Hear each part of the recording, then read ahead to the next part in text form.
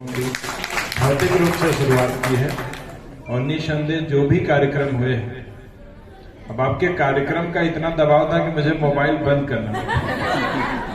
मैं जान रहा हूं कि बेसिक शिक्षा अधिकारी के पास 4-4 नंबर हों और खुले हों तो बहुत जगह जरूरत पड़ती है, लेकिन मैंने समझ लिया था कि अब हमारी नीयत यही है कि हमें यहाँ रहना है और इस कार्यक्रम को देख के ही जाना है, क्योंकि जिन कामों के लिए सशक्तिकरण का मतलब मानसिक मजबूती चाहे बच्चों की हो, चाहे हमारे अध्यापकों की हो, अध्यापिकाओं की हो, और जब आप मंच पे कुछ प्रस्तुत करते हैं तो निसंदेह उस समय आप अपने आप को प्रस्तुत कर रहे होते हैं और आपके अंदर जो झिझक होती है, जो कुछ कहीं थोड़े बहुत दिक्कतें होती हैं, उसको आप खत्म कर रहे होते हैं और समाज में कैसे जीना है, कैसे रहना है, कैसे अपने आप को प्रस्तुत करना है, अपने सर्विस को कैसे हमें प्रस्तुत करना है, समाज के सामने कैसे, इन सारी बारीकियों को, इन सारी विधाओं को आप प्रस्तुत कर रहे होते हैं। आज इस विकास खंड ने एक इतिहास रचा है। आपने जो कार्यक्रम प्रस्तुत किए हैं, चाहे अभी कठपुतली का नृत्य हुआ है, दोनों जो कार्यक्रम थे बहुत अद्भुत थे, बहुत अद्भुत।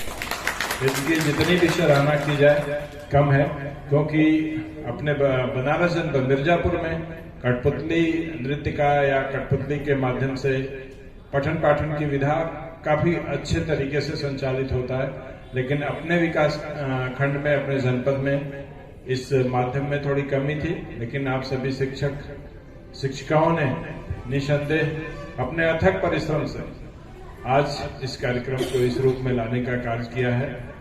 सभी कुछ जो नारी सशक्तिकरण का एक अभियान है, 7 तारीख को मतदाता जागरूकता और मतदान करने का जो संदेश है, उसको बहुत अच्छी तरीके से हमारे अध्यापक अध्यापिका लोगों के बीच में पहुंचा रहे हैं, चाहे गीत के माध्यम से, चाहे संगीत के माध्यम से, चाहे ऐसे कार्यक्रमों के माध्यम से। हम सभी को ये संकल्प लेना है कि आगामी 7 तारीख को हमें खुद वोट करना है। ऐसा नहीं कि हम सरकारी कर्मचारी हैं तो हमें इसको छोड़ देना है, हमें खुद भी प्रतिभाग करना है। और अमूमन एक शिक्षक के घर में 4 से 5 लोग, माता पिता, भाई बहन, जो भी लोग हैं, जितने भी रिश्तेदार हैं, जिनसे भी बात होती है, हमें उनके 7 तारीख को याद दिलाना है और जो मतदान का प्रतिशत है उसको बढ़ाने का काम करना है। हमारा एक मत, हम लोगों को लगता है कि इससे क्या होता है, बहुत बार एक मत से सरकारें तक गिर गई, सरकारों को 5 साल तक काम करने का मौका नहीं मिला। ये एक मत तय करेगा कि आगामी 5 साल तक बेसिक शिक्षा की दिशा और दशा कैसी होगी, प्रशासन की दिशा और दशा कैसी होगी, हमें हवा कैसी मिलेगी, हमें सड़क कैसी मिलेगी, बिजली कैसा मिलेगा, पानी कैसा मिलेगा, हमारे सारी सुविधाएं कैसी है, बहुत कुछ कहता है।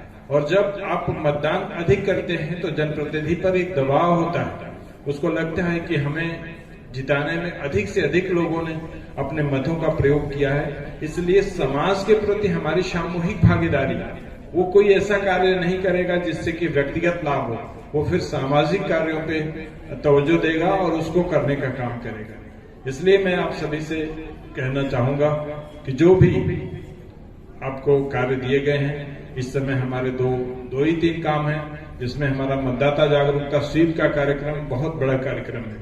पूरे 5 मार्च तक ये कार्यक्रम चलना है और एक तरह से समझ लीजिए कि हमारा विभाग ही इसको संचालित कर रहा है। हमारा विभाग न केवल इसको संचालित कर रहा है, बल्कि कोरोना वैक्सीनेशन से लेके, कंट्रोल रूम के संचालन से लेके, दवाइयों के वितरण से लेके, बैंकिंग व्यवस्था के काम करने से, कोई ऐसा काम नहीं है जिसमें हमारे विभाग ने नहीं उस कार्य को न किया हो। और आज पूरा प्रशासन, पूरी सरकार, सारे लोग मानते हैं कि बेसिक शिक्षकों ने कोरोना के इस कठिन समय में अपना बहुत अप्रतिम योगदान दिया। हर मंचों से, चाहे वो जिला प्रशासन की बैठकें हों, चाहे उच्च स्तर की हों, जहां पर भी होता है सब लोग, और काशी मॉडल की सराहना तो पूरे उत्तर प्रदेश और पूरे देश में है। वो इसलिए है कि आप सभी ने अपनी जिम्मेदारियों को बखूबी समझा है। हमारे हर एक अंग ने अच्छा काम किया। कोई भी टीम तभी मैच जीतती है, अकेले कोई प्लेयर कोई भी मैच नहीं जिता सकता है। जब तक टीम का हर खिलाड़ी अच्छा प्रदर्शन नहीं करेगा, ऑलराउंडर प्रदर्शन नहीं करेगा, तब तक कोई भी टीम कितनी भी खूबसूरत हो वो मैच नहीं जीत सकती है।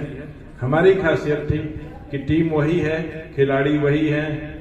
थोड़ा सा हमने उनको मोटिवेट किया और थोड़ा उनकी जिम्मेदारियों को बताया और आज वो टीम लगातार अनवरत 2 सालों की विजेता रही है। आगामी तीसरे साल में आप ही जीतेंगे, ऐसा मुझे विश्वास है।